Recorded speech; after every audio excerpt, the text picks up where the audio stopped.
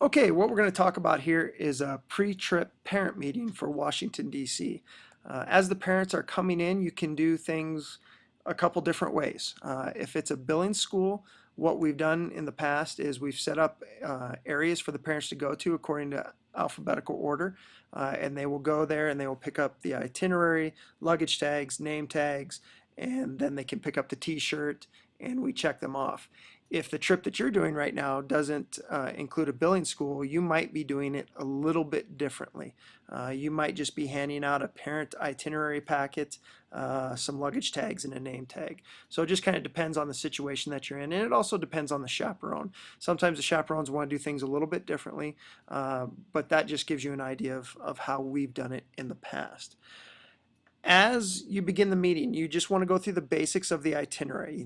Definitely hit on the flights, what time they need to be at the airport. And it's really important to start stressing right here at this point that everyone needs to be on time all of the time. If you tell them that they've got to be at the airport at 5:30 in the morning, they better be there at 5:30 in the morning, because it's not just that one person we could be waiting for. The whole group could be waiting for one person at any time during the trip, and we don't want to give you know kids that kind of power, and it's just not fair. Everybody needs to make sure they're on time so everyone can see as much as possible.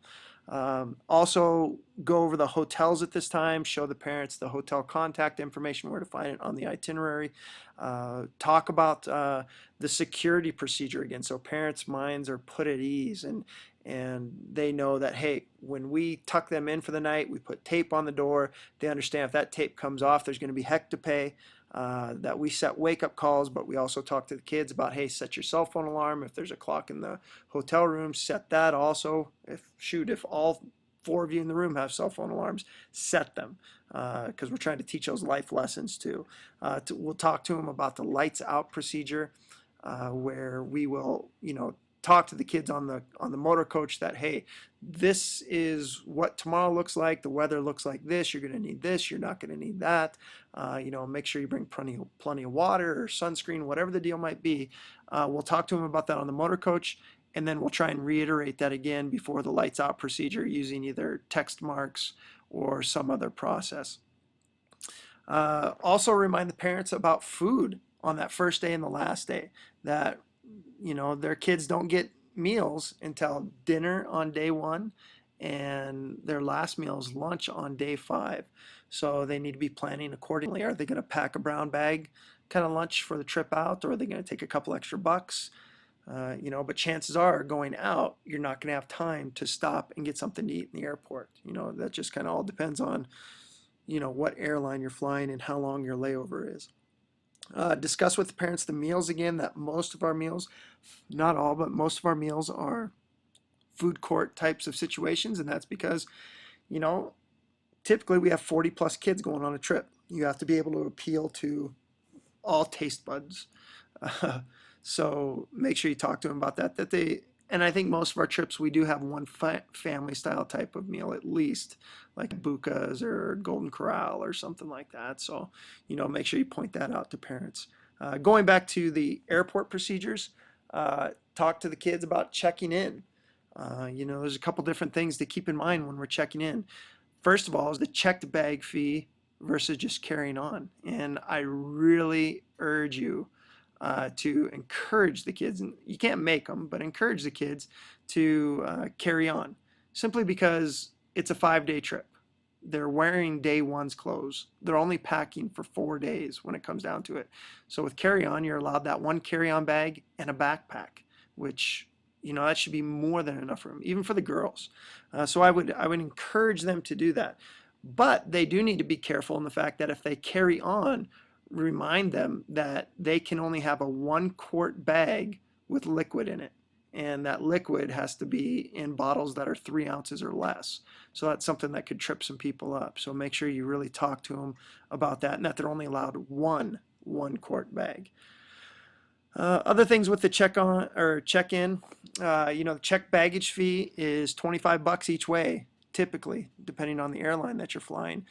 What we've done in the past with some schools, or I guess what some chaperones have done in the past, and I would put this on the chaperones, is, that morning they're all dropped off at the airport.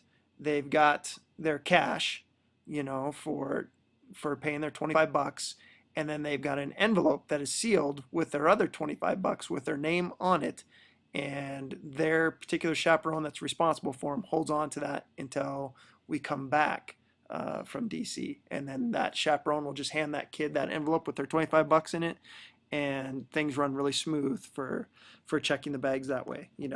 That works very smooth. And if chaperones don't know what to do or they haven't ever done it, I would suggest doing it that way with them. Other things with security, make sure that pockets are cleaned out. They're not wearing big, huge belt buckles or anything like that. Um, Perfect time to practice that is as soon as you get them all uh, their their uh, their airline tickets is before you go through security. Say, okay, everybody, before you go through security, these are some tips we want to practice because we're going to be doing them in DC too. If you've got your backpack and you got a huge belt or a jacket because you can't wear a jacket through security, or you got a bunch of change in your pocket or your cell phone, take those out right now, put them in an easy to get to pocket in your shoulder bag, and then you can just walk right through security. Remind them that here in the States, you're going to have to take off your shoes too, so be ready to do that. Um, Really depends on the chaperone in terms of how they handle the tickets. They've got to have their ticket as they go through security, but a lot of times what chaperones will do is once the whole group gets through security, chaperones will take the tickets back from the kids and hold on to them because they don't want them to lose them. I've done it both ways. I've done it that way, and then I've said, hey, put your tickets in a zippered pocket. I'll say, okay, everybody hold your tickets up right now. And I see that everyone's got their ticket, and I say, okay, right now, everybody put your ticket in a zippered pocket. That's one way to go. It really deals with how comfortable the chaperone feels with that process. All right. When you get to the airport, after you get through security, go straight to the gate, take the whole group to the gate, talk to them about appropriate behavior, that we're representing our school and our school leaders and all that kind of stuff. Be on your best behavior, always in groups of 3 or more. Make sure they understand where the gate is. Make sure you set a meeting time and a meeting place, and the meeting time should always be, if you board at 9:30, you should have the kids there probably by 9:10 at the latest. All right, if you're boarding at 9:30, so at least 20 minutes before you board, so you can talk about anything else that you might need to. Also, give them boundaries. In any Montana airport that you're taking off from, the boundaries aren't going to be very far, but still give them boundaries because then it gives you the ability to practice so they understand when they get to a bigger airport, they've seen the situation. They understand, okay, we all get together. He tells us or she tells us what we can and can't do, where we can and can't go, what time we need to be back, and boom, it's a routine already. So make sure that you do set those boundaries. And the biggest thing when setting boundaries is make sure that they don't go past your gate, and then let the boundaries extend far enough to either get to a food court or a bathroom, or ideally both. That's what you want to do. Always talk about that they need to be in groups of 3 or more, and that's just really important that they stay in groups of 3 or more. And if they're not in groups of 3 or more, they're going to be spending time with an adult. All right. When you get to your connecting airport, depending on where it is, if you're flying through Minneapolis, a lot of times it's a pretty quick connection.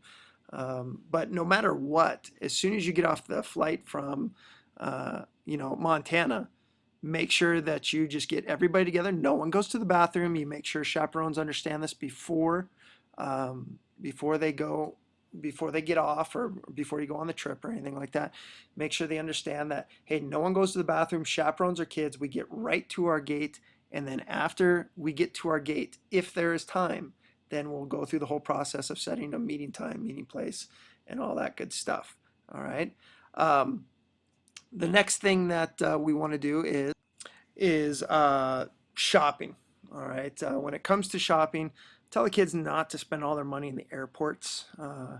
They're going to have plenty of time when we get to Washington, D.C., whether it's when we go to the Pentagon City Mall or to Joe's or whatever souvenir place we go to spend their money. So I really encourage them to wait for those souvenir stops rather than spending money on the expensive stuff in the malls or in the airports.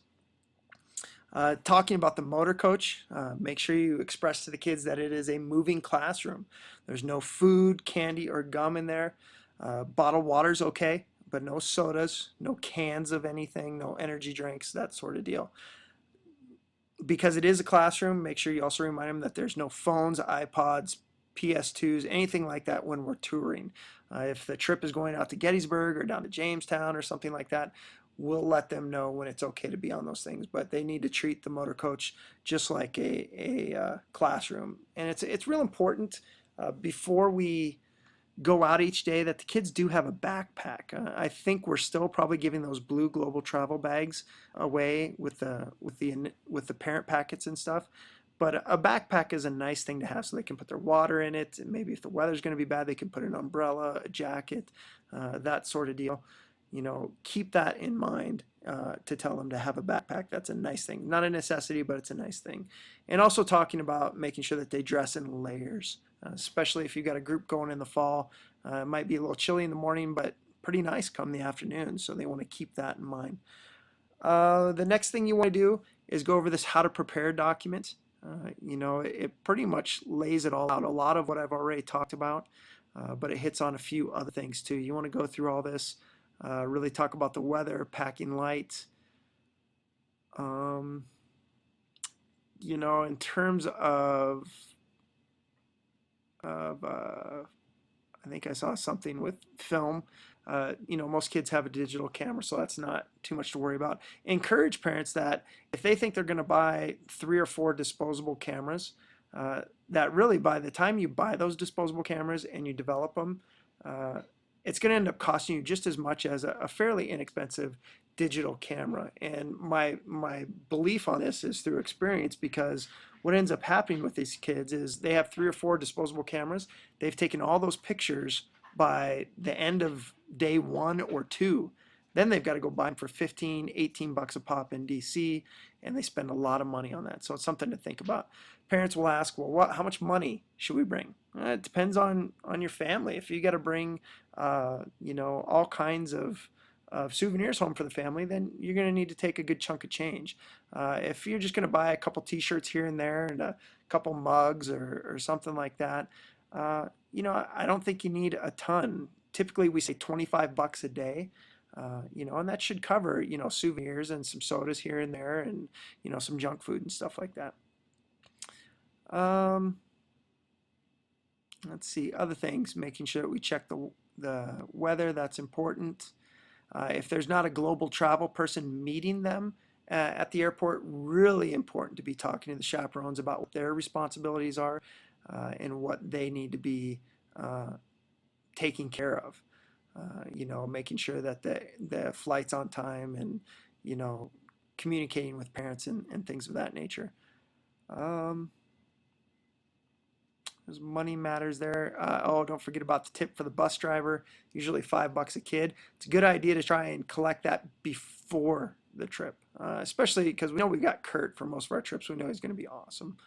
A lot of common sense stuff here, but still important to go over. And that's really about it. The big thing is just to put the parents' mind at ease that, hey, we've got them covered. This is a very organized trip. Here's all the information you need to know, contact information. And like I said, probably want to do a pre-trip chaperone meeting too. And with that pre-trip chaperone meeting, what needs to happen is you need to go over each or the chaperones group's responsibilities from the beginning of the trip to the end of the trip. That's so very important. Where basically you have the same meeting, but it's just with the chaperones, and make sure they understand what you expect of them and what their job is going to be on the trip from getting to the airport to getting home. All right. If you have any other questions, let me know, and we'll add to this bad boy. Talk to you later.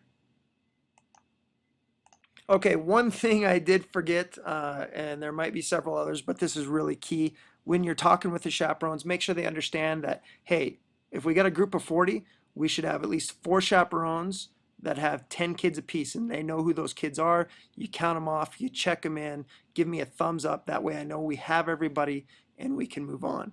And so that's something that definitely needs to be talked about also. Thanks.